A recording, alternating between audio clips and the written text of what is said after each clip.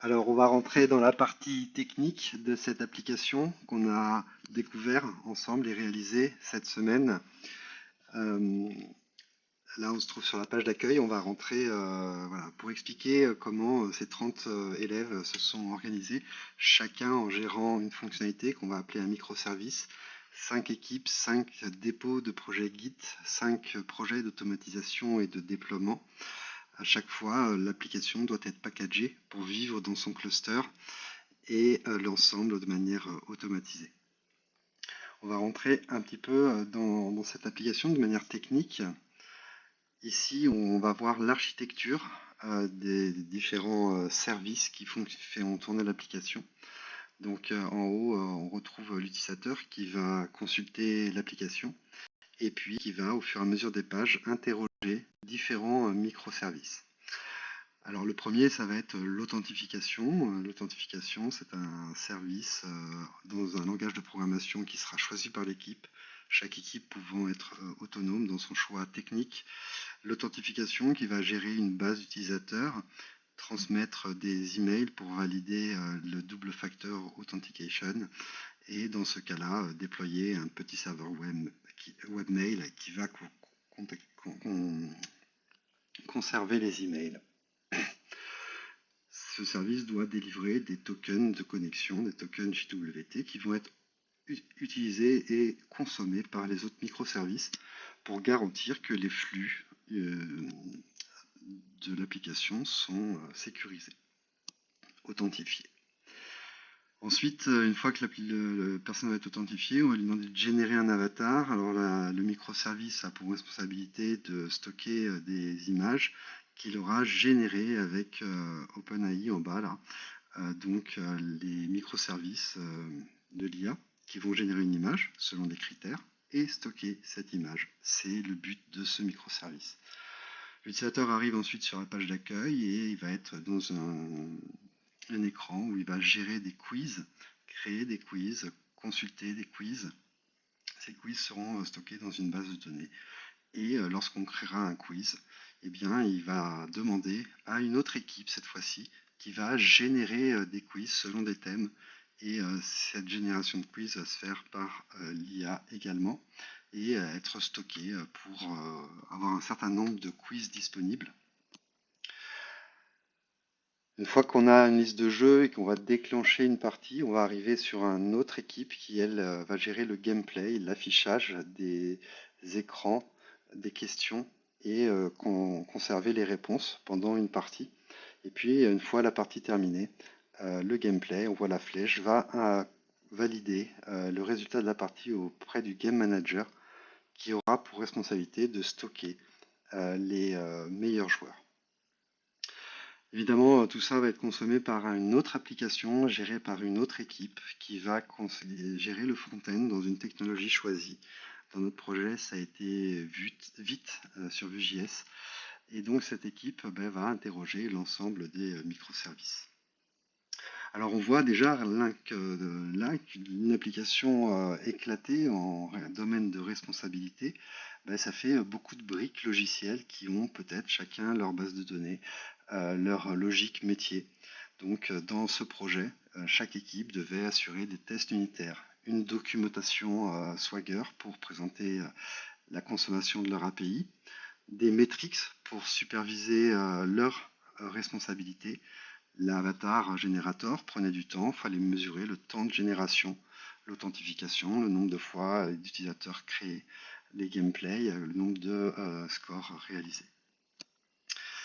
Je vais rentrer maintenant un peu plus profondément, disons cette fois-ci sur Kubernetes. Tout ça, l'idée est de le faire fonctionner dans un cluster. Un cluster, ce sont plusieurs serveurs qui vont héberger les parties de notre application. Et chaque partie de notre application va pouvoir se rendre élastique, grossir, supporter la charge au moment où elle sera sollicitée plus que les autres. Alors sur cet écran, on va synthétiser puis on va zoomer un peu. En haut, on a la page d'accueil et du jeu qui est est utilisé par notre utilisateur. En bas à gauche, on va avoir nos différentes équipes techniques de développement qui chacune possède un dépôt de projet, un dépôt Git, dans lequel elle va versionner, faire des branches pour faire avancer la fonctionnalité, leur microservice. Puis, par le biais de tâches d'automatisation, de CI et de CD, la CI permettant de construire l'application, de valider les tests unitaires régulièrement, la qualité en permanence, et puis la CD, déploiement continu, va assurer, hop, si tout se passe bien, le déploiement dans l'environnement où s'héberge l'application. Évidemment, une pipeline qui ne passe pas, le déploiement ne se fait pas. Et donc là, on va zoomer un peu plus sur le cluster Kubernetes ici dans ce projet. Le cluster Kubernetes a plusieurs serveurs qui sont appelés 1.1.1, ce qui n'est pas très bien, 1, 2, 3. Voilà, qu'on appelle des nodes dans la terminologie Kubernetes. Donc un cluster, c'est plusieurs serveurs qui fonctionnent ensemble. Donc ces serveurs, ils vont héberger des applications. Et là, on va voir les différents sujets. Je rentrerai dans une autre vidéo sur la technique un peu plus précise dans Kubernetes. Mais on voit ici, par exemple, le front-end. Le front-end, c'est un service en haut qui va être connecté à plusieurs pods, c'est-à-dire plusieurs réplicas de l'application. Ce qui fait qu'un utilisateur qui arrive va être redirigé sur l'un ou l'autre de ces carrés front qu'on voit en bas. Ça s'appelle la répartition de la charge. Et donc, en ayant plusieurs clones de lui-même, le front-end peut supporter la charge, le nombre d'utilisateurs qui viennent l'interroger. Tout n'est pas représenté ici. En vert, on voit l'API d'authentification, par exemple, avec le chemin /hôte ici. Eh bien, l'ingress, le point d'entrée, en fonction du chemin de l'URL, va transmettre la requête à un microservice qui aura la responsabilité de délivrer une réponse.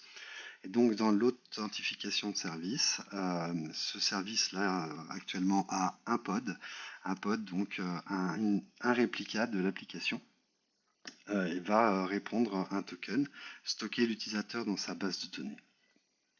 Et ici, un autre exemple, par exemple, l'avatar, le service avatar, lui va être connecté à un pod, donc un réplica de lui-même, et puis ce pod interrogera l'API de OpenAI pour générer une image et devra la stocker sur un disque dur.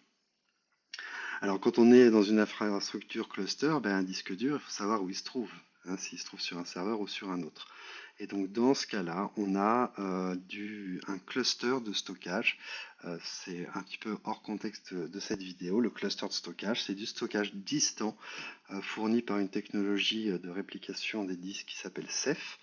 Et donc lorsque dans le cluster, on va vouloir un espace disque, réclamer du disque dur,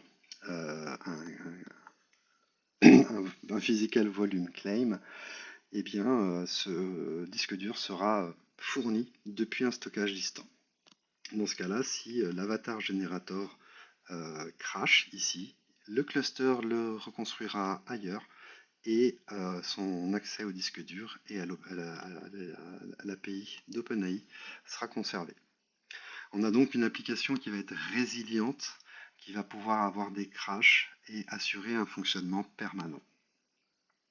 Voilà, on a fait ça en 4 jours. En 4 jours, 30 étudiants répartis en 6 équipes pour construire une application opérationnelle, fonctionnelle, basée sur une architecture microservice dans un cluster Kubernetes.